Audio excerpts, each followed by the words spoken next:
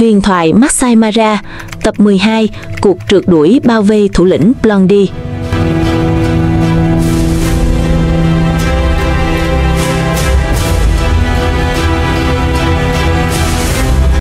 Khi Simba và Blondie nắm giữ vương triều Marsh Bright, lãnh thổ của chúng đã mở rộng tới mức gần như bao trùm cả miền đất trù phú nhất thảo nguyên. Đây là vùng đất giàu tài nguyên và cũng đầy hiểm nguy, nơi hội tụ gần như toàn bộ sức mạnh của muôn loài. Những con sông dài uốn lượn, kênh rạch chằng chịt, khe suối róc rách. Tất cả nuôi dưỡng thảm cỏ xanh mướt, rừng cây rậm rạp, và muôn thú sinh sôi như chốn cung đình của giới động vật. Nhưng chính vì sự màu mỡ ấy, nơi đây trở thành miếng mồi béo bở mà mọi thế lực đều khao khát. Muốn giữ được vùng đất này không chỉ cần sức mạnh mà còn phải có quyền lực và bản lĩnh thực sự. Simba và Blondie với uy danh của dòng dõi và tầm ảnh hưởng lẫy lừng đã tự tin tuyệt đối vào ngôi vị. Sự tự mãn ấy khiến chúng dần coi thường những thế lực mới đang trỗi dậy quanh mình. Và rồi, từ nơi xa xôi, Lightmel và Notch xuất hiện, hai chiến binh được mài dũa qua khổ luyện và hiểm nguy. Chúng từng sống sót giữa vùng đảo mà cá sấu nhiều hơn cả linh dương, nài hưu.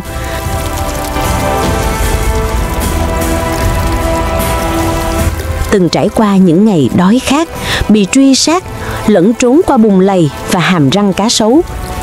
Chính môi trường khắc nghiệt ấy đã rèn cho chúng ý chí thép và bản năng sinh tồn tột bậc.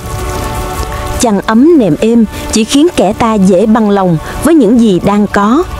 Nhưng khi giông bão ập đến, kẻ ấy sẽ chẳng thể có được sự kiên cường và đoàn kết như những sinh linh được tôi luyện từ trong gian khổ như Notch. Từ những ngày lang bạc, chạy trốn tử thần cho đến quãng thời gian dài sống giữa đầm lầy cá sấu, nó và bầy đàn chưa từng chùn bước. Với chúng, cuộc sống bây giờ chỉ là một hành trình mới để khám phá, chứ không phải tấm chăn ấm sưởi qua mùa đông giá rét hay chiếc giường êm che giấu sự yếu đuối của những kẻ không dám bước ra khỏi vùng an toàn.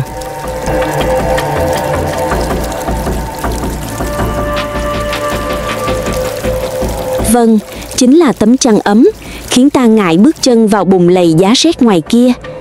Chính là chiếc giường êm, khiến ta lười vận động, sợ phải nằm trên mặt đất gồ ghề, sỏi đá và gai nhọn. Simba cũng vậy, chỉ vì mang trên mình chiếc mác cao quý của vương triều Marsh Bright, nó đã ngủ quên trên sự vinh hiển ấy, coi thường mọi thứ xung quanh. Giờ đây, nó đang lạnh lẽo và cô độc, nếm trọn đắng cay của thảo nguyên, hứng trọn cơn giông mang tên Notch và Lightmel.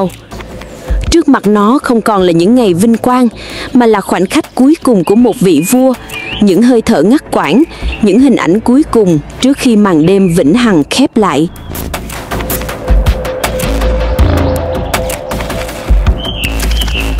Cú bao vây và hạ bệ tàn nhẫn của Notch cùng Lightmel đã khiến Simba gục ngã hoàn toàn. Sau khi Notch lao vào khu rừng truy đuổi Blondie và cận vệ của nó, Lightmel cũng lập tức xông theo, bỏ lại Simba bơ vơ giữa hoàng cung của chính mình. Lúc ấy, hai chi sau và một chi trước của Simba đã tê cứng, mất hẳn khả năng săn bắt, món quà sinh tồn mà thiên nhiên ban tặng cho loài sư tử. Giờ đây, Simba chỉ còn là một cái tên vọng lại giữa thảm nguyên lạnh lùng. Nhưng đó không phải cái lạnh đến từ gió sương, mà là cái cay đắng, uất hận dồn nén nơi sâu thẳm nội tâm. Thứ mà Notch và Lightmel đã gieo vào nó. Nó uất nghẹn, nhưng ông trời không cho nó cơ hội, hay đúng hơn, nó không còn cơ hội. Bởi trên thảo nguyên khắc nghiệt này, kẻ bại trận không được nuôi dưỡng, và đôi khi chỉ một cơn gió cũng đủ để khiến thân thể tê dại của nó rung lên.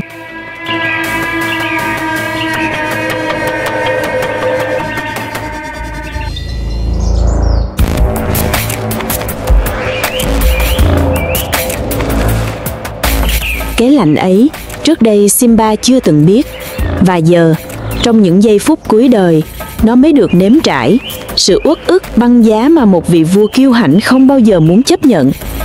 Đó là vị đắng còn nghiệt ngã hơn bất cứ cú tấn công nào của Notch hay Lightmel. Bởi đây là nỗi đau của kẻ từng đứng trên đỉnh cao quyền lực, nay phải cúi đầu trước khoảnh khắc rời xa thế giới này. Sau khi chứng kiến thủ lĩnh của mình gục ngã trên bãi cỏ cháy xém dưới ánh nắng chiều rực lửa của thảo nguyên, Blondie cùng dàn cận vệ lập tức lao thẳng vào khu rừng phía nam. Nhưng chúng nhanh chóng bị Nott truy đuổi gắt gao. Lamel sau khi thấy Simba đã hoàn toàn bất động cũng bỏ mặc kẻ bại trận để tăng tốc ứng viện cho Nott. Trước sức ép ngạt thở của hai kẻ săn mồi dày dạn kinh nghiệm, Blondie bất ngờ phá rừng, lao ra trục đường chính, rồi hướng thẳng về phía tây nam, nơi bờ sông đánh dấu ranh giới của khu trung tâm thảo nguyên. Phía sau, Nott vẫn mang theo dã tâm của một đế vương, cương quyết bám đuổi không một giây lơi lỏng. Với dã tâm đế vương và sự liều lĩnh, Nott và Lightmail chỉ có một mục tiêu duy nhất, Blondie. Bởi để trở thành chân mệnh thiên tử, không chỉ cần thể xác cường tráng và trí tuệ sắc bén, cũng không đơn thuần là chiếm lãnh thổ hay đội lên vương miện. Cái cần hơn tất cả là sự quyết đoán, quyết liệt và trên hết là dã tâm. Dã tâm ấy không phải sự tha thứ hay hài lòng với vinh quang đã có. Nó là khả năng vứt bỏ mọi tham vọng hão viền, gạt bỏ cái mác uy danh rỗng tuếch để dấn thân vào chiến đấu ngay ở hiện tại. Và thứ dã tâm đó chỉ tồn tại trong hai con sư tử, Nott và Lightmail.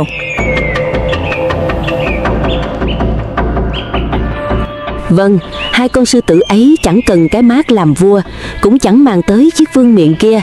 Thứ danh hiệu hữu danh vô thực đó chỉ dành cho những kẻ bù nhìn, chấp nhận an toàn, đều chưa bao giờ tồn tại trong suy nghĩ của chúng.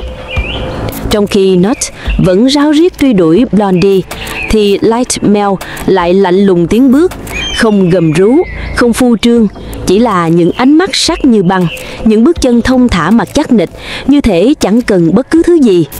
Rồi hắn bắt đầu cuộc càn quét dữ dội trong khu rừng.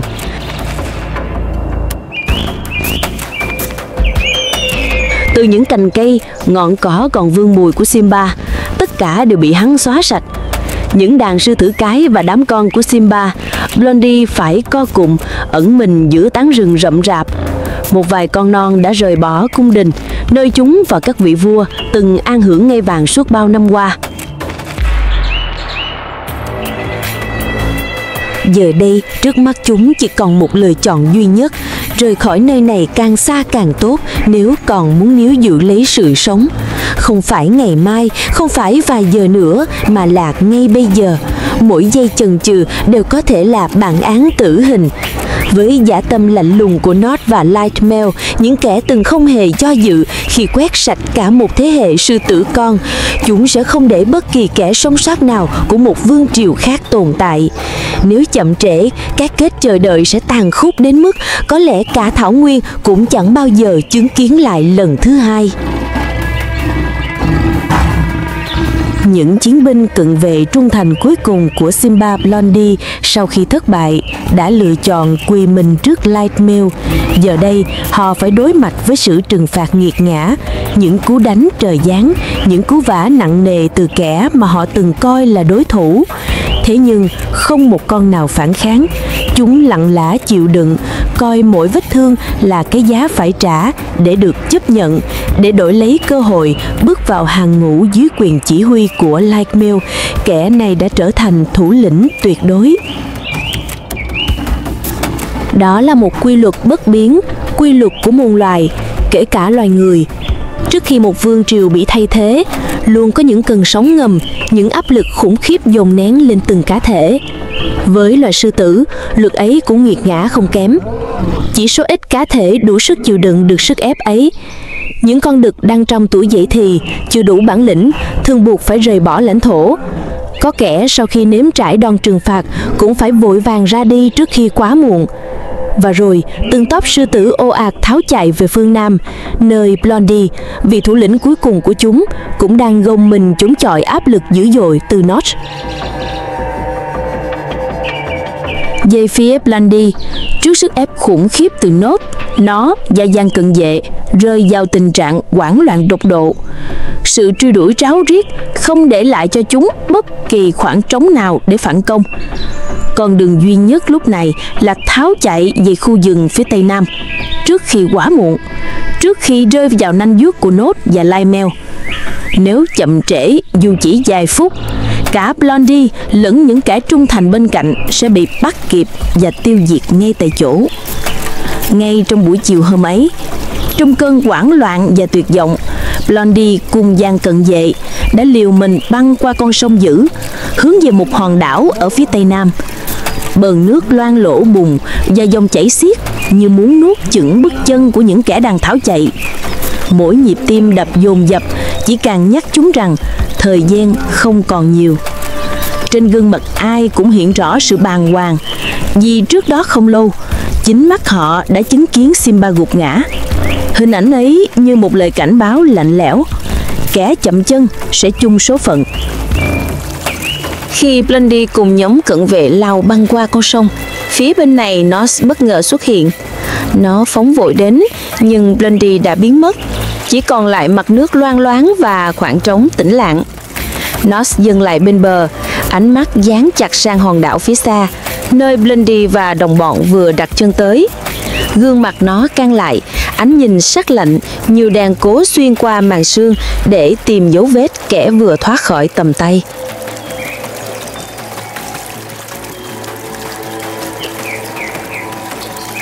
Phía dưới khu thảo nguyên, chiều hôm ấy liên tiếp xuất hiện những nhóm sư tử dưới quyền Simba và Blondie vội vã vượt sông. Vương triều đã sụp đổ và chúng buộc phải rời đi trước khi quá muộn.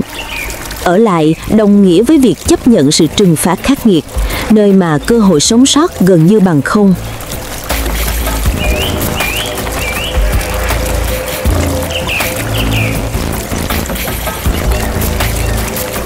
Giữa dòng nước cuộn xiết, có những chiến binh trẻ tuổi mới lớn liều lĩnh lao mình qua sông.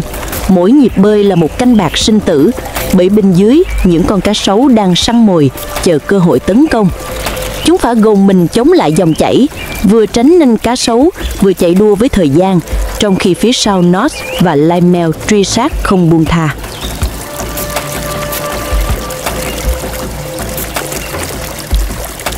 Chúng buộc phải chấp nhận một sự thật phũ phàng, sự thật trần trụi của thế giới hoang dã, nơi quy luật sinh tồn không chừa chỗ cho kẻ yếu đuối hay chậm chạp.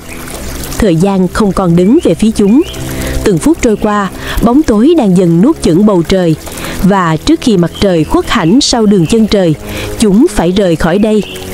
Vùng đất từng là mái nhà, từng nuôi dưỡng và che chở chúng qua bao mùa mưa nắng, giờ đã không còn thuộc về chúng nữa. Ở lại thêm một đêm thôi, cái giá phải trả có thể là vĩnh viễn. Một giấc ngủ dài bất tận, nơi bình minh sẽ không bao giờ đến để đánh thức. Thảo nguyên vốn từng là nơi ban tặng sự sống, giờ cũng có thể trở thành chiếc bẫy khổng lồ, khép lại định mệnh của cả đàn. Chỉ cần ở lại thêm một đêm thôi, chúng có thể chìm vào một giấc mơ vĩnh viễn, giấc mơ không bao giờ được tỉnh dậy khi bình minh lên. Thảo nguyên này từng nuôi dưỡng chúng, từng che chở chúng, nhưng cũng chính nơi đây, ngày mai, có thể sẽ trở thành nấm mồ chôn vùi tất cả.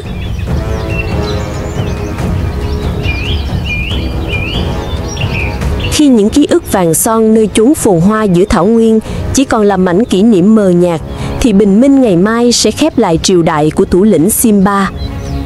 Ở phương Nam, Blondie dẫn theo tàn quân cận vệ, hối hả băng qua sông, tìm đến hòn đảo Bustiki như điểm dừng chân cuối cùng trước khi mọi lối thoát bị chặn lại.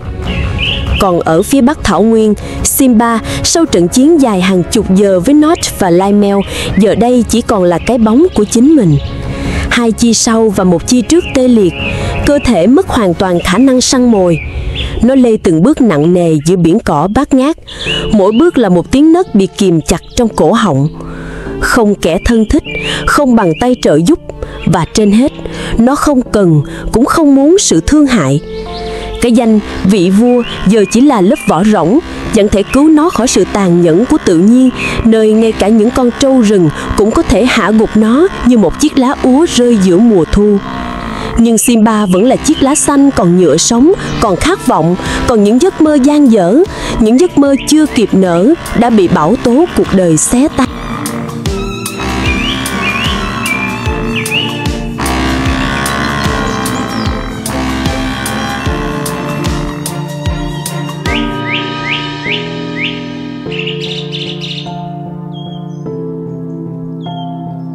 Simba lặng lẽ rời xa tất cả, hướng về phương Bắc. Những ngày sau đó, nó sống trong sự cô độc tuyệt đối, gồng mình chống chọi với đói khát và kiệt quệ. Cuối năm 2004, khi sức lực cuối cùng đã cạn, giữa cơn gió mùa đông mát mẻ thổi qua thảo nguyên, nó ngã xuống, trút hơi thở cuối cùng dưới bầu trời xám lạnh. Nó ra đi mang theo nỗi cay đắng, sự nghiệt ngã và nỗi cô độc thấm đến tận xương tủy của một vị vua bị đánh gục, không chỉ bởi móng vuốt kẻ thù mà còn bởi sự dối trá của số phận. Một chiến thần từng tin mình bất bại, nhưng cuối cùng vẫn bị cuốn phăng trong cơn bão mang tên Notch và Lightmel. Và đến giây phút cuối cùng, Simba vẫn không thể hiểu vì sao mình bại trận. Chỉ có thảo nguyên lạnh lùng, lặng im như nó vốn vậy mới giữ câu trả lời và sẽ mãi mãi không bao giờ nói ra.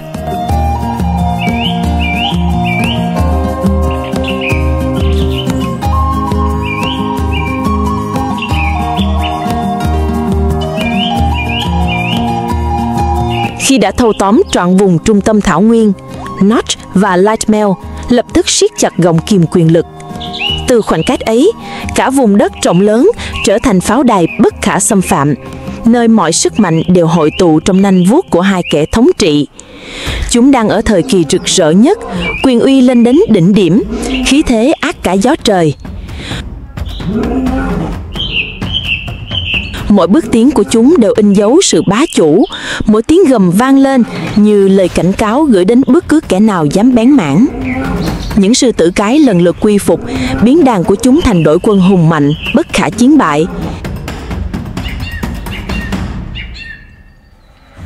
Trong giai đoạn đỉnh cao ấy, Notch và Lightmel gần như không liên minh với bất kỳ thế lực nào xung quanh. Mọi quyền lực tập trung tuyệt đối vào tay chúng, tựa một vương triều độc tôn không đối trọng. Và từ đó, chẳng còn đối thủ nào đủ gan để thách thức ngôi vương.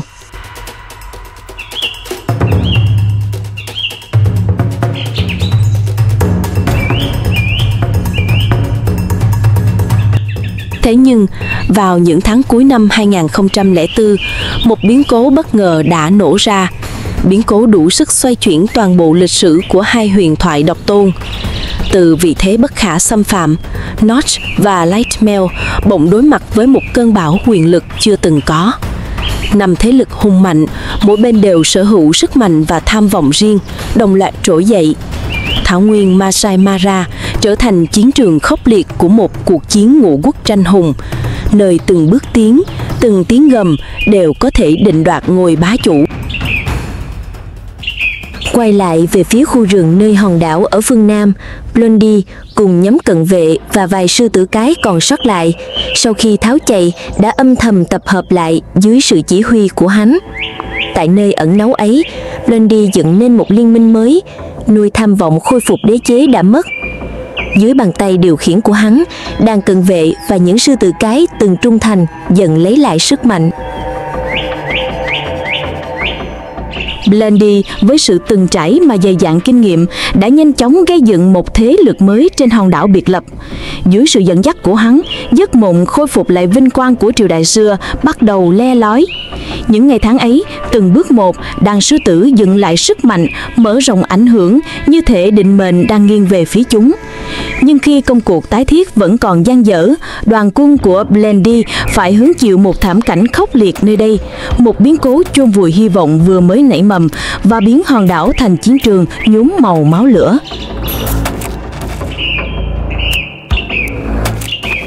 Nhưng rồi, vào cuối năm 2004, những cơn bão biến động bất ngờ ập đến. Ở vùng phía tây nam Masai Mara, nơi những con sông lớn chia cắt thành vô số đảo nhỏ, tồn tại một khu vực được mệnh danh là Tam giác vàng Masai Mara. Đây là vùng đất đặc biệt màu mỡ với phù sa, sông nước và thảm cây xanh phủ quanh năm, trở thành thiên đường của muôn loài. Cũng chính vì thế, nơi đây liên tục là điểm nóng của những cuộc giao tranh khốc liệt giữa các loài săn mồi khét tiếng như sư tử, báo đốm và thậm chí cả cá sấu.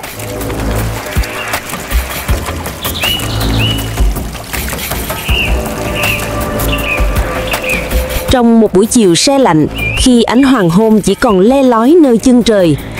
Ở mặt trận phía đông nam, một đội quân gồm 4 sư tử đực trẻ du mục thuộc đàn Paradise do Phan chỉ huy lặng lẽ tiến sâu vào lãnh thổ của Blondie. Cùng thời điểm ấy, ở mặt trận phía tây nam, 3 sư tử đực khác do Monica dẫn đầu cũng ồ ạt tràn vào khu vực phía tây nam của hòn đảo.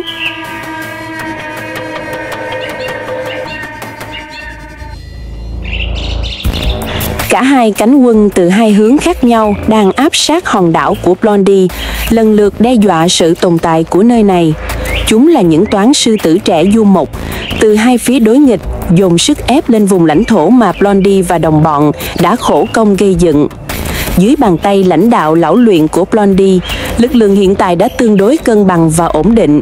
Thế nhưng, sức ép từ cả hai cánh cùng lúc lại là một bài toán nan giải, đòi hỏi không chỉ sức mạnh mà còn cả sự tính toán khôn ngoan. Từ hướng đông, 4 con sư tử đực do Phan cầm đầu đang mạnh dạn tiến sâu vào lãnh thổ. Chúng là những kẻ du mục mới lớn, vừa bị trục xuất khỏi vùng đất cũ. Giờ đây, để tồn tại, chúng buộc phải chiến đấu giành lấy một phần lãnh địa mới. Những gương mặt còn non trẻ, nhưng ánh mắt đã lóe lên sự quyết liệt, từng bước tiến sâu vào khu rừng rậm rạp, nơi Blondie vẫn luôn coi là trái tim của vương quốc mình.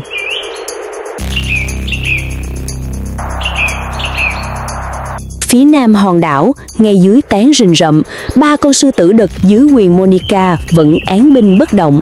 Chúng đứng lặng sát mép rừng như những pho tượng sống, biến nơi này thành điểm chốt chiến lược. Không vội xông lên, chúng kiên nhẫn quan sát, lắng nghe từng tiếng động, chờ khoảnh khắc thuận lợi nhất để ra tay. Chúng nhìn về phía trung tâm, trức trơ từng động tĩnh, nơi quân của Blondie đang gầm gào đối đầu đàn của Phan. Không khí nặng trĩu, ngột ngạt đến mức từng nhịp thở cũng như vọng lại tiếng trống trận. Chỉ cần một tia lửa và cả vùng sẽ bùng cháy. Trên sườn rừng, 4 con sư tử đực do Phan chỉ huy bắt đầu áp sát khu vực Blondie đang trú ngụ. Chúng di chuyển lặng lẽ, từng cá thể tách ra theo đội hình đã định. Một con trẻ lao vòng lên phía trên, Phan men xuống phía dưới, trong khi 2 con còn lại lặng lẽ vòng theo sườn đồi. Dưới tán cỏ rậm trong khu rừng, những bước chân của chúng gần như không gây tiếng động. Nhưng Blondie và các cận vệ đã cảm nhận được mối nguy.